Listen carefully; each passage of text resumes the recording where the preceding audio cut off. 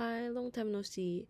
I'm back with a new easy topic today, which is introducing yourself in informal Indonesian. Memperkenalkan diri dalam bahasa gaul. So probably this is how you are taught to introduce yourself in your Indonesian class, or this is how usually it is written on textbooks. Perkenalkan, nama saya Mediano Wirata. Anda bisa memanggil saya Medi. Saya berasal dari Jakarta. Umur saya 26 tahun. Sekarang saya tinggal di Jepang. Saya bekerja sebagai resepsionis di sebuah hotel. Hobi saya adalah berwisata dan belajar bahasa asing. Senang bertemu dengan Anda. This is a good self-introduction if you are talking in public. But this is how I would introduce myself casually. Kenalin, namaku Mediana Wirata, bisa dipanggil Medi. Aku asalnya dari Jakarta. Umurku 26 tahun. Sekarang aku tinggal di Jepang. Aku kerja jadi front office staff di satu hotel. Hobiku tuh jalan-jalan sama belajar bahasa asing. Salam kenal. I'd like to explain the Bahasa Gaul words I use here one by one in my future videos. But specifically in this video, first I'd like to talk about how to address yourself. So how to address yourself is honestly a personal preference. So everything I'm gonna say here is based on my experience and observation. First, tergantung situasi. It depends on the situation. If you're speaking in public, your best bet is to use saya. But if you're just talking to friends around your age, you can use aku or gua or gue. Second, tergantung jenis kelamin. It depends whether you're a man or a woman. Some people, especially Jakarta people, feel that aku sounds feminine, so men around me that are around the same age don't usually use aku to talk to each other. When I was in school, schoolmates around my age would use gua lu and only switch to aku kamu when they started dating each other. Third, tergantung lawan bicara. Depends on who you're talking to. If you're talking to someone you respect, like an older person or your teacher, using saya would be the best. If you're talking to someone around your age or younger than you, then you can use aku or gua or gue depending on other factors. Fourth, tergantung daerah. Depends on the area you live in. My friends who are not from Jakarta said that when Jakartans speak, it feels like they're watching soap operas on TV, mainly because we use gua or gue.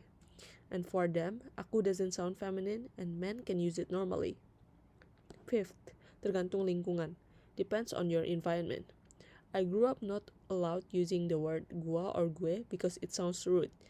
So I ended up using aku until I was in middle school, and I was laughed at a lot because, as I said before, everyone around me used gua or gue because it sounds cooler.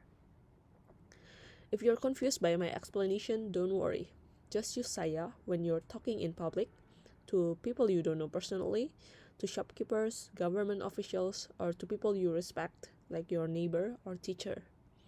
Don't use gua or gue if you're not sure, because keep in mind that gua or gue sounds really rude for some people and it can sound really wrong in some situations.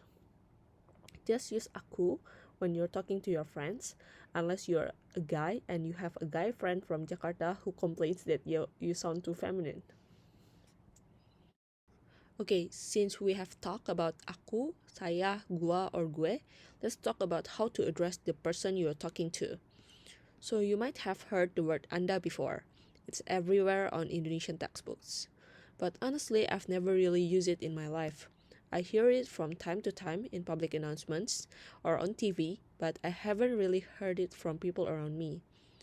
What people usually use are kamu, lu, bapak, ibu, mas, mbak, kakak. So again, this is just my personal preference, but when you're referring to men who look like they're above 40 years old, you can call them bapak. Like, nama bapak siapa? When you're referring to women who look like they're above 40 years old, you can call them ibu. Like, nama ibu siapa? For young men around 20s or 30s, you can use mas. Young women, mbak. Nama mas siapa? Nama mbak siapa? But I heard that mas and mbak are only common in Java. Some parts of Indonesia use kakak to refer to young men and women. Nama kakak siapa? So when do we use kamu? I don't really like it when people younger than me use kamu when they talk to me. I think they should call me kakak. So it's better to use kamu when you talk to people around your age or younger than you. If they're older, then try to use bapak, ibu, mas, mbak, kakak. Let's talk about lu now. Lu usually comes together with gua or gue, so it's really rude for some people. And again, never use it if you're not sure. What if you don't know how to address the other person? Just simply ask, panggilnya apa? How to address you? Or sometimes I just skip the word you and try to have conversation without the word you. Like for example, namanya siapa? Tinggalnya di mana? Kerjanya di mana? You probably have learned nya as a possessive pronoun, which means his or her. But actually it can mean your or even replace the word you, like tinggalnya di mana. I'm not a grammar master and I don't have a degree in linguistics or Indonesian language, but nya in this sentence sounds a little bit different from a normal possessive pronoun because it is attached to a verb. And here on the right side, you can see some more sample sentences where I don't use the word you at all. Like, belajar bahasa Indonesia di mana? Suka pergi kemana di hari libur? Setiap hari makan apa? So we don't really have to say the subject, like the word I or you, in sentences when it's obvious who we're talking about. It doesn't make sense to say belajarnya bahasa Indonesia di mana, because there is an object in the sentence, which is bahasa Indonesia. But it's okay to say, sukanya pergi kemana di hari libur? And setiap hari makannya apa? Because there are no objects in these sentences. Kemana and apa are not objects. Now let's try some exercise.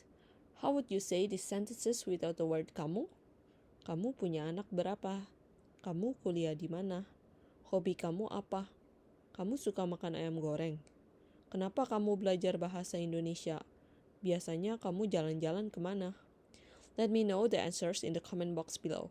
I'll see you in the next video where I'll be talking about the suffix in, such as kenalin. I'll explain about Bahasa Gaul words and grammar I use in this self-introduction video in the next videos. So, bye-bye!